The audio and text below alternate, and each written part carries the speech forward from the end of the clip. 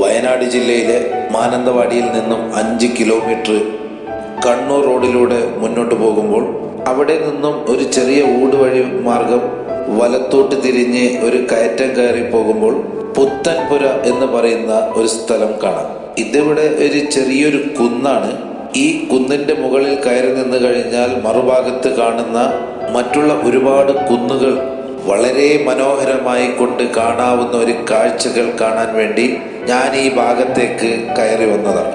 എന്നാൽ ഈ കാഴ്ചയോടൊപ്പം മറ്റൊരു കാഴ്ചയും കൂടി കാണാൻ സാധിച്ചത് മറ്റൊന്നുമല്ല, കേരളത്തിലെ KCBക്ക് വേണ്ടി അധികം വൈദ്യുതി ഉൽപ്പാദിപ്പിക്കാൻ വേണ്ടിയുള്ള അതിമനോഹരമായ സോളാർ പ്ലാന്റുകൾ ഇവിടെ കാണാൻ സാധിച്ചു.